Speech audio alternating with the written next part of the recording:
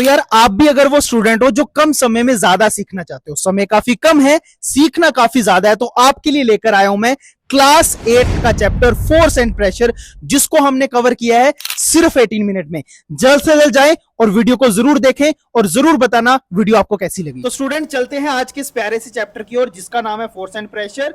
इसको जल्द से जल्द कम समय में ज्यादा सीखेंगे। यहां पर मान लीजिए बेटा मेरे पास एक ट्रेन है, ठीक है, और ये ट्रेन क्या करना चाहती है, मूव करना चाहती है, और ये मूव कर भी रही है। लेकिन मुझे कैसे पता चलेगा ये मूव कर रही है या नहीं, या ये मोशन में है या नहीं? ये मुझे तब पता चलेगा जब ये ट्रेन आगे जाएगी और इस ट्रेन के कंपैरेटिव ये पेड़ क्या जाएंगे पीछे। तो ट्रेन में बैठा हुआ जो मस्त मौला आदमी है वो जब बाहर देखेगा तो उसे लगेगा हाँ भैया मेरे रिस्पेक्टिव ये पेड़ क्या जा रहे हैं, पीछे जा रहे हैं। तो बेसिकली इसीलिए हमारे पास यहां पर हमें महसूस होगा कि मोशन हो रहा है। लेकिन मान लीजिए अगर ये ट्रेन को मैंने अंधेरे कमरे में चला दिया है जिसके आसपास ऊपर नीचे सब जगह अंधेरा है, तो चाहे ये ट्रेन मूव कर रही होगी, इस ट्रेन को कभी लगेगा ही नहीं कि ये मूव कर रही है। जैसे ट्रेन में बैठा जो बंदा है उसे कभी लगेगा ही नहीं कि वो मूव कर रहा है या नहीं। तो यहां से हमने क्या सीखा, मोशन का पता हमें तभी चलता है बेटा जब हमें हमारे रिस्पेक्टिव सराउंडिंग जानी आसपास में चेंज दिखता है और उसी चेंज के कारण हमें मोशन फील होता है। तो याद रखिएगा मोशन के बीच में क्या क्या चीजें होती हैं। मोशन के बीच में स्पीड इंक्रीज हो, डायरेक्शन में चेंज आए, स्टेट में चेंज आए या स्पीड डिक्रीज हो, इन सभी चीजों का मतलब होता है वो चीज मोशन में है। जैसे मान लीजिए गाड़ी चल रही थी, उसने ब्रेक लगाई, धीरे धीरे वो स्लो होना शुरू हो गई, यानी मोशन में है। या फिर गाड़ी ने एक्सेलेरेट किया और रेस दी और उसकी स्पीड बढ़ गई, यानी कि वो मोशन में है। या फिर गाड़ी ने टर्न ली, दैट मीन वो मोशन में है। या फिर ये चीज पहले रुकी हुई थी, मैंने इसको फोर्स लगाई, या फिर मैंने इसको धक्का दिया और ये मूव करना शुरू होगी, यानी मोशन में है। तो इन सभी चीजों के कारण मुझे पता चलता है कि हाँ कोई चीज मोशन में है। अब यहां पर देखिए एक बच्चे ने फुटबॉल को किक की और ये फुटबॉल यहां से ट्रेवल होता हुआ इस तरफ आ गया। अब यहां पर मेरे दिमाग में क्वेश्चन आया और मैं हैरान रह गया कि किक ने यहां पर ऐसा क्या किया। तो समझते हैं किक ने ऐसा यहां पर क्या किया।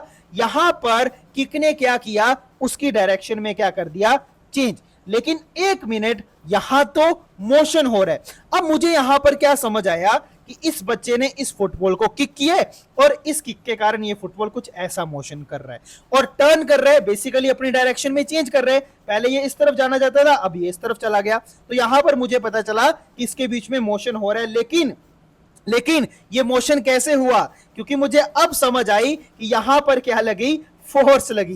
क्योंकि यहां पर जब उसने किक की तो किक के कारण उसने अपने पैर के साथ उसके ऊपर फोर्स लगाई और मोशन आया। लेकिन ये फोर्स है क्या आपको पता है, क्या मुझे पता है? इसको हम अभी इस वीडियो में जानेंगे। सबसे पहले मैं होना यहां पर आपको यह समझाने के लिए कि फोर्स क्या है। तो चलिए शुरू करते हैं। मान लीजिए यहां पर मेरे पास एक ब्लॉक पड़ा है और मैं इस ब्लॉक को काफी जोर लगा के मूव करवाना चाहता हूं। मैं चाहता हूं कि चाहे अभी ये इस ए पोजीशन के ऊपर रुका हुआ पड़ा है, यहां पर स्टॉप्ड है, लेकिन मैं इसको आगे की तरफ मूव करवाना चाहता हूं। तो नॉर्मल सी बात है, मैं क्या करूंगा, इसको धक्का दूंगा। तो धक्का देने को अगर मैं इंग्लिश में बोलूं यानी पुश करूंगा। दूसरा केस और एक और समझ लेते हैं। मान लीजिए मैं किसी चीज को खींचना चाहता हूं और अपनी पावरफुल बॉडी के कारण इस रस्सी को इस तरफ खींच रहा हूं। अब अगेन यहां पर मैं इसको क्या कर रहा हूं, पुल कर रहा हूं। और मैं क्या देख पा रहा हूं, दोनों केसेस में हमारे पास क्या हो रहा है, मोशन। चाहे मैं पुश कर रहा हूं किसी चीज को, चाहे मैं पुल कर रहा हूं, दोनों केसेस में मोशन हो रहा है। तो मुझे पता चला कि ये जो एफर्ट है पुश और पुल का, इसी को हम फोर्स बोलते हैं। यानी चाहे किसी चीज को खींचना हो, चाहे किसी चीज को धकेलना हो, ये दोनों चीजें हमारे पास क्या होती हैं, फोर्स। इतने तक अगर आप बने हो तो भैया बहुत अच्छी बात है, आपको आगे और मजा आएगा। यहां पर अब मुझे जो पता चला, जो यहां पर मेरे पास आउटपुट आया, वो आउटपुट क्या था बेटा, कि जो फोर्स है वो एक तरह का एफर्ट है। और इस एफर्ट का पता मुझे कैसे चलता है, जहां तो पुश हो जहां तो पुल हो, जहां तो पुश हो बेटा, जहां तो पुल हो, ये दोनों चीजें मेरे पास क्या होती हैं, फोर्स होती हैं। लेकिन एक मिनट भाई, साइड होना, मैंने इसको बोला लेकिन एक मिनट भाई तू साइड होना, थोड़ा सा अलग होना। तो इसने मुझे क्या बोला, भाई देख ले इंटरेक्शन खत्म हो जाएगा। मैंने इसको बोला कि भाई जो तू इस ब्लॉक का धक्का दे रहा है, एक मिनट जरा साइड होना, छोड़ना इसको। इसने मुझे वार्निंग दे दी, भाई देख ले अगर मैं छोड़ दूं तो इंटरेक्शन खत्म हो जाएगा। फिर मुझे क्या समझ आया कि यार अगर ये इसको धक्का देना छोड़ देगा तो ये चीज तो मूव ही नहीं कर पाएगी, मूव ही नहीं कर पाएगी, जानी यहां पर तो मोशन ही नहीं होगा। तो फिर मुझे यहां पर एक और लर्निंग समझ आई, मुझे यहां पर बेटा एक और लर्निंग समझ आई। और वो लर्निंग क्या थी? वो लर्निंग ये थी बेटा कि अगर किसी चीज में इंटरेक्ट ना हो तो उसमें मोशन नहीं होता, उसमें कोई फोर्स नहीं होती। यानी अभी तक हमने क्या समझा कि फोर्स एक एफर्ट है, किसका? पुश और पुल का। लेकिन ये एफर्ट तभी शो होता है जब दो चीजों के बीच में इंटरेक्ट हो रहा है, जैसे यहां पर मेरे हाथ का और इस ब्लॉक का इंटरेक्ट हो रहा है। तो दो या दो से ज्यादा चीजों के बीच में इंटरेक्शन कंपल्सरी है, क्या करने के लिए? फोर्स देखने के लिए। ये चीज आपने याद रखनी है। अब यहां पर जैसे कि मैं एक गेम खेल रहा हूं टग ऑफ वॉर की, देखिए यहां पर कितने ज्यादा सुंदर लोग एक दूसरे को खींचने की कोशिश कर रहे हैं। कुछ लोग इधर खींच रहे हैं और कुछ लोग इधर खींच रहे हैं। इसने तो हाथ अपने मुंह पे रख लिए, तो ये खींच कैसे रहे? शक्तियां हैं। तो बेसिकली यहां पर ये दोनों एक दूसरे को खींच रहे हैं। अब मान लीजिए इस साइड की जो है ताकत वो काफी ज्यादा है, काफी स्ट्रॉन्ग है, तभी देखिए एकदम चिल मोड में ये इस रस्सी को इस तरफ खींच रहे हैं और इस तरफ की ताकत कम है, यानी वीक है, डाउन है। तो नॉर्मल सी बात है रस्सी इस तरफ चली जाएगी। अगर इस तरफ की ताकत ज्यादा होगी तो नॉर्मल सी बात है रस्सी जो है वो इस तरफ चली जाएगी। लेकिन अगर दोनों तरफ की ताकत सेम हो, यानी जितनी ताकत इस साइड के लगा रहे हैं उतनी ही ताकत अगर इस साइड के भी लगाएं तो रस्सी किसी भी तरफ मूव नहीं करेगी। तो यहां पर हमने फोर्सेस को एक्सप्लोर करके क्या समझा?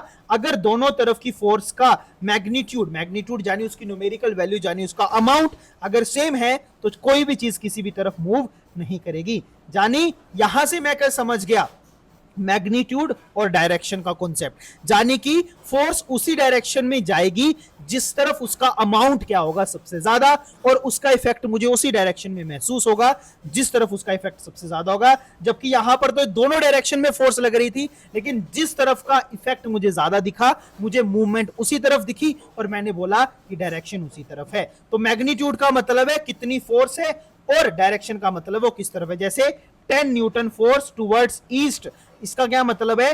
10 न्यूटन, ये जो 10 है बेटा वो उसका मैग्नीट्यूड है, उसकी न्यूमेरिकल वैल्यू, उसका अमाउंट है, और ईस्ट क्या है? उसकी डायरेक्शन। ये चीज आपने याद रखनी है। चलिए आगे कुछ और चीजें समझते हैं। यहां पर मेरी गाड़ी अटक गई, मैं धक्का लगा के इसको भैया मूव करवा रहा हूं, पहला केस ये समझ लेते हैं। दूसरा, भैया मेरे सामने फुटबॉल पड़ा है, बताओ किधर भेजू इसको किक करके? जिधर बोलोगे उधर भेज दूंगा। तीसरा, भैया 2.5 किलो का मेरा हाथ है, मैंने जैसे यहां पर कैन पकड़ा उसको चटक दिया।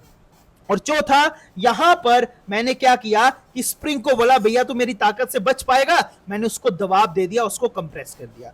अब अगर आप चारों केसेस में देखो मैंने क्या क्या किया है। पहले केस में मैंने गाड़ी को धक्का दिया, यानी उसके मोशन में चेंज किया, उसकी स्पीड में क्या किया? चेंज किया।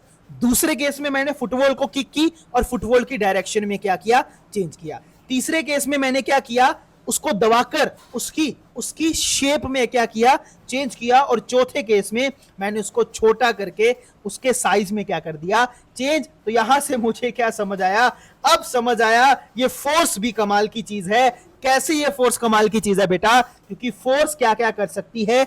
शेप में चेंज कर सकती है बेटा, साइज में चेंज कर सकती है बेटा, डायरेक्शन में चेंज कर सकती है बेटा, मोशन में चेंज कर सकती है और स्पीड में चेंज कर सकती है। तो ये चीज आपने याद रखनी है। अगर आप अभी तक बने हो तो मैं आपको बता दूं कि फोर्स हमारे पास क्या करती है? स्पीड, साइज, शेप, डायरेक्शन, इन सभी चीजों में चेंज कर सकती है। और फोर्स एक एफर्ट है पुश और पुल का। आगे चलते हैं। अब बेटा मेरे दिमाग में क्वेश्चन आया, लेकिन ये जो फोर्स है बबुआ ये होती कितने तरीके की है, कितने टाइप्स होते हैं इसके? तो मुझे पता चला कि इसके 2 टाइप्स होते हैं बेटा। कौन कौन सा? एक कॉन्टैक्ट फोर्स बेटा और एक नॉन कॉन्टैक्ट फोर्स। अब ये कॉन्टैक्ट और नॉन कॉन्टैक्ट क्या है? इसका मतलब है इसके बीच में टच करना पड़ेगा। क्या इसमें टच करना पड़ेगा? तो यानी कि जब मुझे टच करना पड़ रहा है वो कॉन्टैक्ट है और जब मुझे टच नहीं करना पड़ा वो नॉन कॉन्टैक्ट है। तो मुझे समझ आ गया कॉन्टैक्ट फोर्स ऐसी फोर्सेस होंगी बेटा जिसके लिए मुझे टच करना पड़ेगा, और नॉन कॉन्टैक्ट फोर्स ऐसी फोर्सेस होगी बेटा जिनके लिए मुझे टच बिल्कुल भी नहीं करना पड़ेगा। ठीक है, आगे समझते हैं कैसे हैं। जैसे यहां पर मैं इस ब्लॉक को मूव करवाना चाहता हूं, तो अगर मैं यहां पर दिखूं तो यहां पर मेरे हाथ इस ब्लॉक से टच हो रहे हैं, यानी कॉन्टैक्ट हुआ, तो ये कॉन्टैक्ट फोर्स है। दूसरा, यहां पर देखिए मैं बॉडी बनाने के लिए लगाऊं, यहां पर मैं उठा रहा हूं, शोल्डर प्रेस लगा रहा हूं, यहां पर क्या है देखिए, अगर यहां पर मेरे मसल्स यूज हो रहे हैं और यहां पर मेरे हाथों का क्या है इसके साथ कॉन्टैक्ट है, तो कौन सी फोर्स है? Contact force. और क्योंकि मेरे मसल्स का यूज हुआ है तो ये मस्कुलर फोर्स है, यानी जो मस्कुलर फोर्स है वो भी एक तरह की कॉन्टैक्ट फोर्स है। दूसरा, मैं अपने हाथों को रगड़ रहा हूं, अपने हाथों को रब कर रहा हूं, और मेरे हाथों को रब करने के ऊपर क्या हो रहा है, मुझे एक रुकावट दिख रही है, मुझे एक अपोजिटिव फोर्स दिख रही है। जैसे कि मैं इस हाथों को रब कर रहा हूं, आप भी करिए जो वीडियो देख रहे हैं, तो आपको ना एक अपोजिट फोर्स महसूस होगी जो मोशन को रोक रही है। ये कौन सी फोर्स है? अगेन फ्रिक्शनल फोर्स है। लेकिन क्या हुआ? हाथों का टच, तो अगेन ये कौन सी फोर्स है बेटा? कॉन्टैक्ट फोर्स है। यानी सब में टच हो रहा है तो सब में कॉन्टैक्ट हो रहा है, यानी ये सारी फोर्सेस जो मैंने समझी हैं ये कौन सी फोर्स है? Contact force. लेकिन अगर कॉन्टैक्ट ना करो तो क्या होगा?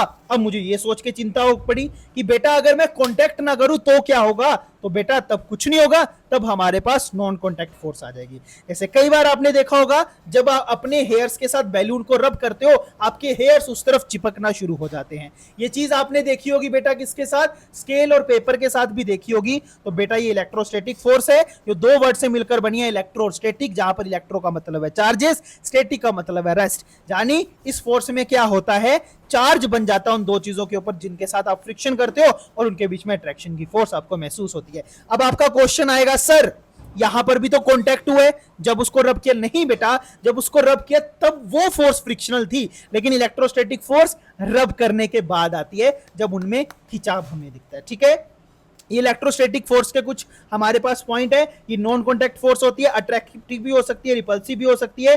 जब दो चार्जेस या दो बॉडीज क्लोजर होती हैं तो ये फोर्स काफी स्ट्रॉन्ग होती है, इसको कोई मीडियम नहीं चाहिए मूव करने के लिए, हम इस फोर्स को देख नहीं सकते, और ये चार्ज के ऊपर डिपेंड होती है, और दो चार्ज बॉडी के बीच में ही लग सकती है। अब दूसरी फोर्स बेटा ऐसी फोर्स जो आपने समझी होगी, जैसे एप्पल जमीन पे गिर रहे हैं, जहां अर्थ हमारे पास सन के अराउंड रिवॉल्व कर रही है, जो पानी नीचे की तरफ आ रहा है, तो आपको पता है सारा बेटा ये ग्रेविटी और ग्रेविटेशनल फोर्स के कारण है।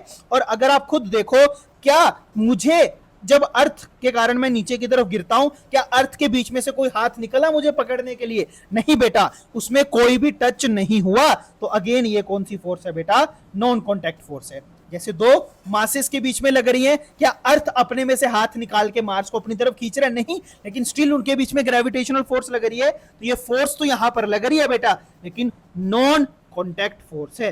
यहां तक हमने फोर्स को खत्म कर लिया, आगे प्रेशर को समझते हैं। जैसे मान लीजिए मैं दीवार को धक्का लगा रहा हूं, तो आपने क्या देखा होगा हमेशा कि ये जो धक्के का इफेक्ट है ये सिर्फ उस दीवार के कुछ पार्ट तक लगता है, पूरी दीवार में नहीं लगता। कभी आपने ऐसे देखा है मैंने एक दीवार को धक्का दिया और बाकी तीन चार दीवारों के ऊपर भी धक्का महसूस हो रहा है? नहीं बेटा, क्योंकि मैं जो एफर्ट लगा रहा हूं, मैं जो फोर्स लगा रहा हूं, उसका जो हमारे पास अमाउंट है वो सिर्फ कुछ जगह तक दिखेगा, कुछ एरिया तक दिखेगा।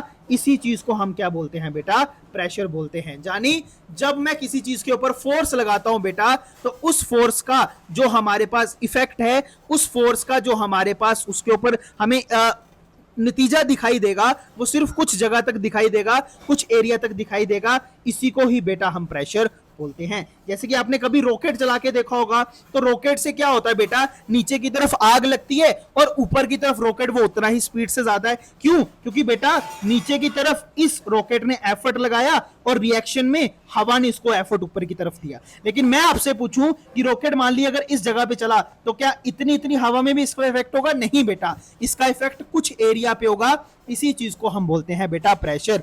यानी प्रेशर का मतलब है फोर्स का इफेक्ट जब किसी पर्टिकुलर एरिया के ऊपर लगता है, उसी चीज को हम प्रेशर बोलते हैं। जैसे आपने देखा होगा, आप कील को ठोकते हो दीवार में, तो क्या वो जो ठुकाव है, वो जो एफर्ट है, वो जो फोर्स है आपकी, वो पूरी दीवार में फैलती है? नहीं बेटा, सिर्फ कुछ जगह पे फैलती है। तो जब किसी पर्टिकुलर एरिया में जो फोर्स लगती है, उसे हम क्या बोलते हैं? प्रेशर बोलते हैं। और यहीं से बेटा हमारे पास प्रेशर का फॉर्मूला निकलता है, जो होता है फोर्स पर यूनिट एरिया। यानी जब पर्टिकुलर एरिया के ऊपर हमें फोर्स का इफेक्ट दिखे, दबाव का इफेक्ट दिखे, उसे हम प्रेशर बोलते हैं। समझे? फोर्स का इफेक्ट कुछ एरिया पर होता है, जब उसको हम क्या बोलते हैं? प्रेशर। कुछ एग्जांपल इसकी देख लेते हैं। जैसे आपने कई बार देखा होगा, जो शेफ है मेरे जैसे प्यारे प्यारे, वो जिस चीज के साथ काटते हैं, यानी नाइफ, उसको आगे से काफी पतला रखा जाता है। उसका कारण है बेटा, क्योंकि जितना कम एरिया होगा, देखिए ना, इसका रिलेशन कैसा उल्टा रिलेशन है, इसको सीधा रिलेशन बोलते हैं, इसको उल्टा। उल्टा रिलेशन का मतलब होता है अगर इसकी वैल्यू बढ़ेगी इसकी कम होगी, इसकी बढ़ेगी इसकी कम होगी, और इसकी कम होगी तो इसकी बढ़ेगी। डायरेक्ट में क्या होता है, सीधे रिलेशन में अगर इसकी बढ़ रही है तो इसकी भी बढ़ेगी। तो उल्टा रिलेशन है, एरिया कम होगा तो प्रेशर ज्यादा आएगा। आप खुद सोचिए कि एक बार फोर्स इतने एरिया पे लग रही है जो हमारे पास, और एक बार फोर्स इतने एरिया पे लग रही है, तो इतने एरिया पे क्या होगा, सारी फोर्स सिर्फ इसी जगह के ऊपर लगेगी, यहां पर फोर्स डिस्ट्रीब्यूट हो जाएगी। तो जितना कम एरिया होगा वहां पर फोर्स का इफेक्ट क्या होगा, उतना ज्यादा। तो इसीलिए जो नाइफ है उसको आगे से तीखा रखा जाता है ताकि हम ज्यादा प्रेशर के कारण चीजों को काट सकें। सेम चीज आप कील के साथ भी देखी होगी, कील को आगे से नोकीला रखा जाता है। सिंपल सी बात है, क्यों? क्योंकि जितना ज्यादा नोकीला होगा, जितना कम एरिया होगा, उतने ही ज्यादा उसके ऊपर क्या लगेगा, प्रेशर। अब कुछ चीजें हैं, जैसे प्रेशर सॉलिड में होता है वैसे लिक्विड और गैस में भी होता है। अब लिक्विड में प्रेशर कैसे होता है, इसका सिंपल सी एग्जांपल है।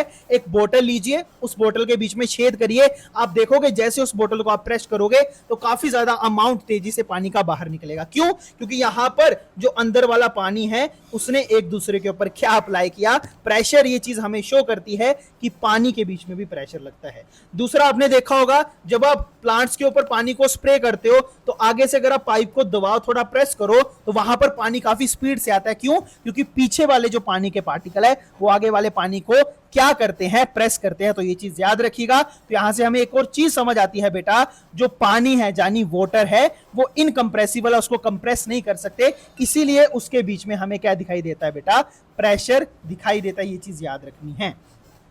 गैस के बीच में एक प्रेशर कैसे होता है, इसका सिंपल सी एग्जांपल है बेटा, बैलून को जब आप फुलाते हो तो आपने देखा होगा जितना ज्यादा हवा आप उसके बीच में भर देते हो बेटा, एक टाइम के बाद वो बैलून फट जाता है। क्यों? क्योंकि इस बैलून के बीच में जो गैस है, जो हवा है बेटा, वो भी क्या लगाती है, प्रेशर लगाती है। तो यहां से मुझे क्या पता चला, चाहे लिक्विड हो चाहे गैस हो, हर एक चीज के बीच में प्रेशर एग्जिस्ट करता है। और प्रेशर इज नथिंग बट, जब एक पर्टिकुलर एरिया के ऊपर हमें फोर्स का इफेक्ट दिखाई देता है, जितना कम एरिया होगा प्रेशर उतना ज्यादा होगा। और हवा के प्रेशर की एग्जांपल आप टायर में भी देख सकते हो कि जब हमारे पास टायर में हम हवा भरते हैं, धीरे धीरे वो टायर फूलना शुरू हो जाता है, और जब वो रोड के ऊपर चलता है तो आप खुद देख सकते हो कि वो रोड के ऊपर प्रेशर अप्लाई करता है और रोड उसको उतना ही वापस प्रेशर देता है, जिसके कारण गाड़ी चल पाती है और वो जो टायर है वो मेंटेन रहता है। आगे लास्ट इस चैप्टर का टॉपिक है बेटा एटमॉस्फेरिक प्रेशर। नाम ही इसका बता रहा है, ये दो वर्ड से मिलकर बना है, एटम और हमारे पास स्फीयर। स्फीयर का मतलब गुलाब, एटम मतलब गैसेस के पार्टिकल। यहां पर तो हमारी अर्थ के अराउंड बेटा कुछ गैसेस के पार्टिकल होते हैं, जैसे आप यहां पर देख सकते हो, कुछ रेड कलर के, कुछ ब्लू कलर के, कुछ ग्रीन कलर के, जिसको हम देख नहीं सकते, मैंने जस्ट आपको समझाने के लिए बताया। तो ये जो रेड, ब्लू और ग्रीन है, ये सारी हमारे पास गैसेस है बेटा। और होता क्या है, ये सारी गैसेस को अर्थ अपने अंदर की तरफ खींचती है ड्यू टू इट्स ग्रेविटी। तो ये बेसिकली जब इन गैसेस को अर्थ अपनी ग्रेविटी के कारण क्या करती है, खींचती है अंदर की तरफ, तो एक प्रेशर हमारे पास क्रिएट होता है। इसी को हम क्या बोलते हैं बेटा, एटमॉस्फेरिक प्रेशर। और इसकी सबसे अच्छी एग्जांपल्स क्या है, जैसे आपने कई बार देखा होगा जब आप स्ट्रो के कारण सक करते हो तो बेसिकली जो भी जूस आप पी रहे हो वो जूस खुद ब खुद आपके मुंह तक पहुंच जाता है। लेकिन क्या आपने कभी सोचने की कोशिश की, जब हम उसको सक नहीं करते तो क्यों वो जूस हमारे मुंह तक नहीं पहुंचता? क्यों? क्योंकि उस स्ट्रो के बीच में हवा के पार्टिकल होते हैं जो उस जूस को नीचे की तरफ दबा के रखते हैं, लेकिन जैसे हम सक करते हैं ये हवा के पार्टिकल वहां से निकल जाते हैं। कुछ ऐसा ही होता है बेटा, जो वैक्यूम आपने देखा होगा, कार के ऊपर आप वैक्यूम लगाते हो, शीशे के ऊपर कुछ ऐसी नोजल्स लगाते हो, तो इसमें भी क्या होता है, जो हवा होती है इसके बीच की वो बाहर निकल जाती है और ये चीज उसके साथ चिपक जाती है। ये थी हमारी 18 मिनट की रिकॉर्डिंग आपके चैप्टर फोर्स एंड प्रेशर के लिए। ऐसी और भी रिकॉर्डिंग्स आती रहेंगी, तब तक ध्यान रखें अपना और अपनी फैमिली का। क्या अच्छा लगा आपको आज की वीडियो में, कमेंट सेक्शन में जरूर मेंशन करना और फीडबैक जरूर देना अगली वीडियो में आप क्या चाहते हो। Bye bye, take care. Unacademy. Let's crack it.